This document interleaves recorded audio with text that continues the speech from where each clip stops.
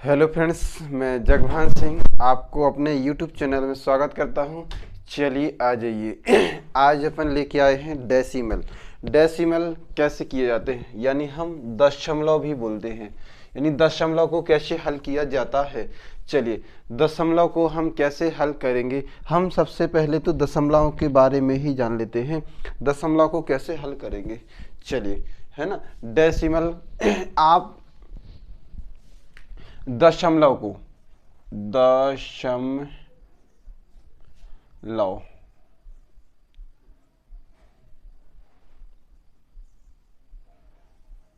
दशमलव हमारा आज का टॉपिक है दशमलव। हम दशमलव को कैसे हल करेंगे, है ना। दशमलव को आपको हल करना है तो दशमलव को हल कैसे करेंगे।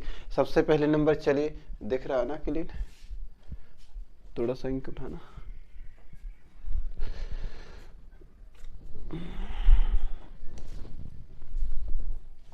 चलिए हम दशमलव की बात कर लेते हैं। डेसिमल जिसे बोलते हैं, यानी हम दशमलव को हम कैसे हल करेंगे। चलिए, अब दशमलव होता क्या है, एक छोटी सी एक बिंदी, एक पेन की नुक रखी थी। जैसे हम पेन की नुक यानी कह सकते हैं पेन की नुक रख के हम दशमलव को रखते हैं, जिसे हम वैसे हम कह सकते हैं, यानी एक पॉइंट भी कहते हैं उसको। क्या बोलते हैं उसको, एक पॉइंट, एक छोटा सा पॉइंट होता है। जैसे आपको दिख नहीं रहा होगा तो एक ऐसे टाइप की एक छोटा सा पॉइंट बना के हम रख देते हैं, इसी को हम क्या बोलते हैं, दशमलव। लेकिन इसका आकार इतना बड़ा नहीं होता है दशमलव का। दशमलव का आकार क्या होता है, थोड़ा सा छोटा होता है, ताकि आपको दिखाई दे, इसलिए समझाने के लिए इतनी बड़ी बिंदु को रख दिया है। लेकिन आपको समझ में आ गया ना, हम इस वाली बिंदु को, यानी इस एक छोटी सी बिंदु को ही क्या बोलते हैं, दशमलव बोलते हैं, है ना। दशमलव को हम कैसे हल करेंगे, है ना। चलिए अब नंबर एक, अब हम अगर आपसे बात करें, एक छोटी सी पहले नंबर आपसे बात कर लेते हैं। अगर हम जैसे कि 4 के आगे 0 लगाएं, बताओ इन 4 की कोई वैल्यू होती है, 4 के आगे 0 की कोई वैल्यू है नहीं, है ना। हम 4 के अगर पीछे 0 लगाएंगे तो ये 40 हो गया, एक और 0 लगा दिया 400 हो गया, ये एक और लगा दिया 4000 हो गया। आप इस साइड जितने भी 0 लगाएंगे इनकी तो वैल्यू होती है। लेकिन अगर दशमलव की, यानी हम कह सकते हैं सिंपल सी भाषा में, अभी अगर हम डेसिमल के बारे में भी अभी चर्चा करेंगे। चलिए, अगर 4 के आगे जितने भी 0 लगाएंगे उनकी कोई भी वैल्यू नहीं होती। अगर दशमलव के, यानी कह सकते हैं, यानी उस संख्या के पीछे 0 लगाते हैं, है ना, यानी संख्या के पीछे 0 लगाते हैं उसकी वैल्यू होती है। अगर हम बात करते हैं डेसिमल पे, यानी हम दशमलव की बात करेंगे, अगर हम 4, है ना, 4.6 लिखा और इसके बाद 0 लगाएंगे, क्या बताओ इनकी कोई वैल्यू है। दशमलव के बाद वाली संख्याओं के पीछे जितने भी 0 लगाएंगे उसकी वैल्यू नहीं होती है। बात यही याद रखना, यहां सिंपल सी भाषा में आगे की कोई वैल्यू 0 की नहीं होती है, क्योंकि यहां भी दशमलव नहीं है। लेकिन यहां दशमलव के बाद में आप पीछे जितने भी 0 लगाएंगे उसकी 0 की भी कोई वैल्यू नहीं होती है, और दशमलव के पहले जितने 0 होंगे उसकी वैल्यू होती है। जैसे मैं अब इसी क्वेश्चन को देखो, इसी को दोबारा रिपीट करते हैं, 4.006, यानी इसके पहले, दशमलव के पहले, यानी कह सकते हैं, यानी इन 0 की तो वैल्यू है। लेकिन इस संख्या की अगर हम बात करें, जैसे 400 इसके बाद में अगर 6 लगाएं इसकी तो वैल्यू है ना। अगर दशमलव के बाद संख्याओं में जितने भी 0 लगाएंगे उसकी वैल्यू नहीं होती है, और दशमलव के नहीं, यानी संख्या के पहले 0 लगाए उसकी वैल्यू नहीं होती है। बस मेरे कहने का मतलब सिंपल सा ये है, अगर किसी संख्या में अगर हमने कोई भी अगर XYZ कुछ भी संख्या लिखी और उसके आगे 0 को लगाया तो आपको उस 0 की कोई वैल्यू नहीं होती है। और दशमलव के बाद, यानी हमने डेसिमल लगाया, डेसिमल के बाद अगर चाहे जितने भी 0 लगाओ, यानी पीछे संख्या की 0 लगाएंगे तो उसकी वैल्यू नहीं होती है। कब, जब दशमलव लगा हो। क्या लगा हो, दशमलव लगा हो, यानी डेसिमल लगा हो, उसके बाद में कोई वैल्यू नहीं होती है। इतना क्लियर होगा ना। चलिए अब हम बात करते हैं क्वेश्चन की, और अब इसको दशमलव को हल करेंगे कैसे, है ना। दशमलव को हल कैसे किया जाता है। चलिए अब अभी हम छोटे छोटे से एग्जाम्पल लेते। चलिए जैसे कि हमने ले लिया है 24, यानी 0.24 इंटू 0.03। चलिए अब अगर हमने अभी थोड़े समय को मान लिया, ये देखो 0.24 लिखा और ये क्या लिखा 0.03 लिखा है। अब इसको हमें हल करना। अब बस अब एक सिंपल सी भाषा में हम कह सकते हैं, आपको बस सिर्फ एक चीज याद रखना है। क्या रखेंगे? माना कि अभी दशमलव है ही नहीं है। क्या नहीं है? दशमलव। तो ये क्या हो गया 24 × 3। ये तो दशमलव है नहीं है, तो मतलब यही बचा ना 24 से 60, इस साइड 3 बचा। 24 3 होता है 72। कितना होगा? 72। यानी 24 3 कितना होता है? 72। अब यहां ध्यान से देखो, हमें क्या करना है, यानी राइट हैंड साइड में, आपको राइट हैंड साइड में ये देखना है कि यानी 24 की यानी और इसकी यानी दशमलव के बाद में कितने अंक हैं। तो यहां देखना है 24 यानी दशमलव के बाद कितने अंक? 1 और 1 2। यहां पर 1 और 1 2, 2 और 2 कितने हो जाएंगे? 4। आपको 4 अंक बाद दशमलव लगाना है। कितने अंकों के बाद दशमलव लगाना है? 4 अंक के बाद दशमलव लगाना है। तो यहां तो अभी हमारे पास ऑलरेडी देखो 2 है ना, तो 2 की आवश्यकता पड़ेगी, तो 2 जीरो आप लगा करके दशमलव लगाकर 0 लिख देंगे, आंसर। समझ में आया? आ गया ना समझ में? चलिए हम एक अगला क्वेश्चन लिखते हैं। एक अगले क्वेश्चन की ओर चलिए, देख ली है ना। चलिए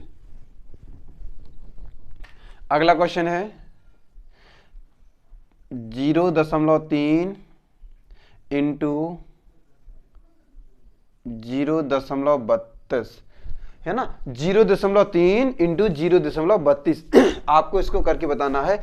चलिए अभी हम थोड़ी समय को क्या मान लेते हैं, बताइए। हमने अभी आपको बताया था, फंडर क्लियर हुआ कि नहीं? चलिए जैसे हमने बताया था कि आपको ये चीज याद रखना कि दशमलव है ही नहीं है। नंबर 1 पहली बात, दशमलव नहीं है। जब दशमलव ही नहीं है तो बताओ फिर कौन सी संख्या लिखी? यहां पर 3 और इधर पे कौन सी है? 32। अब 32 का 3 में अगर हम गुणा करेंगे तो बताओ कितना आएगा? 32। यानी अभी हम 3 को बाहर ले लेते, यहां का 32 को बाहर ले लेंगे। अब 32 और 3 का हम गुणा कर लेंगे तो 32 दिया कितना होता है? 96। कितना होता है? 96। देखो 3 दूनी 6, 3 तरह का 9, यानी 32 दिया कितना होता है? 96। कितना होगा? 96। चलिए 32 दिया हो गया 96। अब इधर देखो कि हमें राइट हैंड साइड यानी दाएं पक्ष से देखना है कितने दशमलव हैं, यानी दशमलव के बाद में कितने अंक हैं। आपको बस यही देखना है दशमलव के बाद में कितने अंक हैं। तो 1 और 1 2, यहां पर कितना है? 1 जी। तो कितने अंक होगा टोटल में? 3। 1 2 3 अंक है ना, तो हमें भी यहां पर क्या करना है? दशमलव को पीछे से 3 अंक बाद रखना है। हमने काउंट यहां 3 अंक किए ना, पीछे से किए, तो पीछे से दशमलव भी हम रखेंगे। तो 1 2 और 1 अंक की जरूरत पड़ रही ना। अगर हम 0 लगाएं तो बताओ क्या ये 96 से क्या 960 होगा? नहीं हुआ ना। संख्या में कुछ चेंजेस होगा? नहीं। तो 0 लगा सकते ना, फिर आपको दशमलव रखी 0, आपको आंसर दे देना है। समझ में आ गया ना? आ गया ना समझ में? चलिए अगला क्वेश्चन देखते हैं। बात क्लियर है ना समझ में? चलिए फटाफट 0.23 × 0.92 फटाफट कीजिए जल्दी से, है ना। अब क्लियर कीजिए। आपको समझ में तो आ गया ना क्या करना मुझे? नंबर 1 सबसे पहले तो आप 23 को यहां दशमलव को मान लो अभी है ही नहीं है। क्या नहीं है? अभी दशमलव नहीं है।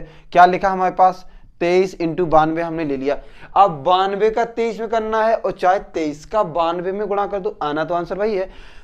23 दूनी कितना होता है? 46। 23 दूनी कितना होता है? 46। 46 की सॉरी 6 आएंगी, हासिल की आएंगी 4। और 23 नंबर कितना होता है? 207। 23 नंबर कितना होता है? 207। अब 207 में हम 4 को और जोड़ देंगे। 207 में हम क्या करेंगे? 4 को जोड़ देंगे तो कितना हो जाएगा? 211। अभी हमारा आंसर आया है 2116। लेकिन अभी दशमलव भी तो लगाना है। क्या लगाना है? दशमलव, क्योंकि 1 और 1 अंक बाद यहां भी दशमलव 2 है, 2 अंकों बाद यहां भी दशमलव है। तो 1 और 1 2, 1 और 1 2, 2 और 2 कितना हो गया? 4। यानी दशमलव के बाद गिनो 1 2 3 4, टोटल कितने अंक है? 4। तो आपको इधर से काउंट करना 1 2 3 4, 4 यानी 4 तो 4 यहां काउंट है, लेकिन 1 दशमलव 0.16 सॉरी 2116 आंसर हो जाएगा। समझ में आया ना? सब कुछ समझ में आ गया? चलिए अगला क्वेश्चन।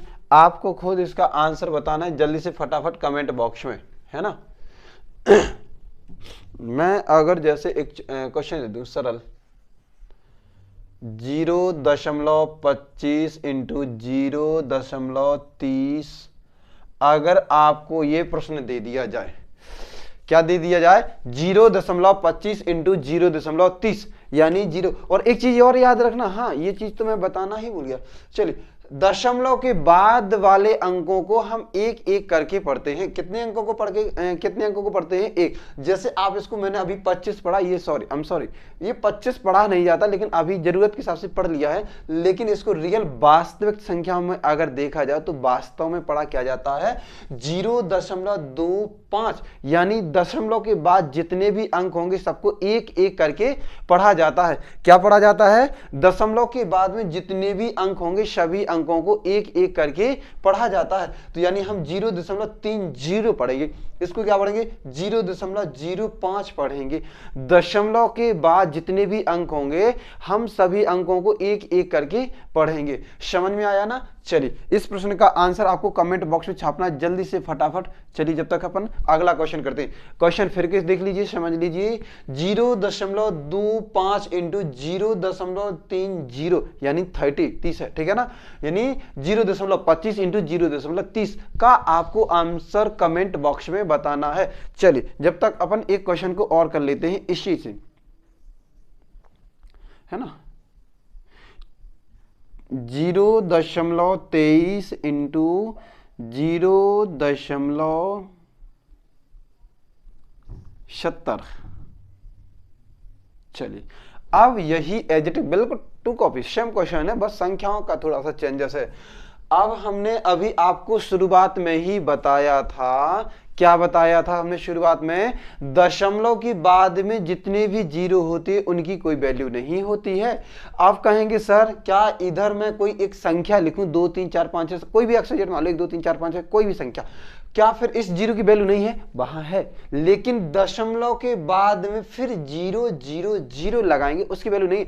जैसे मैं एक छोटा सा एग्जांपल अभी आपको इसके बारे में फिर क्लियर, जैसे मैं 4 लिखा था और फिर 0 0 लगाया था, इसकी कोई जीरो की वैल्यू नहीं। लेकिन अगर इधर 2 लिख देंगे तो वैल्यू है इसकी, क्या है, अभी इसकी वैल्यू है ना। फिर 2004 लिखा, मतलब इन जीरो की वैल्यू अब तो बढ़ जाएगी ना। अगर यहां कोई संख्या होती, अगर 3 होता, 2 होता, 4 होता, तब तो इस जीरो की वैल्यू होती। अगर यहां कोई संख्या नहीं है तो इसकी कोई वैल्यू नहीं है। एक मेरे कहने का मतलब समझ में आया। अगर हम इधर आगे 0 0 लगाएं, लो ये 2 को नहीं लगाया तो इसकी क्या वैल्यू है, 0 0 की, अभी तो कोई वैल्यू नहीं। अगर हमने 1 भी लगा दिया तब तो इसकी वैल्यू हो जाएगी, क्योंकि 1004 हो जाएगा। समझ में आया ना, क्लियर जी। चलिए, अब तो क्लियर हो गया होगा। बस हमें यही करना है इसी प्रश्न में, इसी प्रकार ऊपर वाले प्रश्न में भी करना, और उसका आपको आंसर कमेंट बॉक्स में जल्दी से बताना है। चलिए, अभी इस जीरो यानी हमारे कहने का मतलब इस जीरो की कोई वैल्यू है ही नहीं है, नहीं है ना, क्योंकि उसको हमें लेना भी तो नहीं है। चलो इसको हटा दो। अब हमारे पास क्या बचा, 23 इंटू 7। अभी दशमलव को छोड़ करके हमने सीधे डायरेक्ट लिख लिया। तो 23 सत्ते कितना होता है, देखो 7 तिया होता है 21 की 1, हासिल की आएंगी 2, और 7 दूनी 14, और 2 कितना हो जाएगा 16। यानी हमारा कितना आंसर आएगा, 161। अब 161 में आपको ये काउंट करना, 1 2 3, कितने काउंट है, 1 2 और 1 3, क्योंकि इस जीरो को हमने इसलिए नहीं लिया क्योंकि इसकी कोई वैल्यू नहीं होती, हम उसको भी काउंट नहीं करेंगे। तो कितनी अंक होगा, 3, तो 3 अंक बाद दशमलव रखना है, तो 0.61 हमारा 161 आंसर हो जाएगा, 0.161 आंसर हो जाएगा। समझ में आ गया ना। चलिए, सबको समझ में आया है ना। चलिए, कमेंट बॉक्स में बताना है इस प्रश्न का आंसर। 0.25 और 0.03 सॉरी 0.030 का आपको कमेंट बॉक्स में बताना है। अगर हमारा सेशन अच्छा लगा है जी, प्लीज लाइक और शेयर सब्सक्राइब, एक कमेंट बॉक्स में अपनी राय को जरूर रखना है। अगर जो चीज़ समझ में नहीं आई और जो से भी टॉपिक नहीं बना, आप मुझे कमेंट बॉक्स में जरूर बताइए, मैं उसी टॉपिक को जरूर लेके आऊँगा, है ना। चलिए, तब तक के लिए आप हमारे साथ बने रहिए। जय हिंद, जय Bharat, thank you so very much.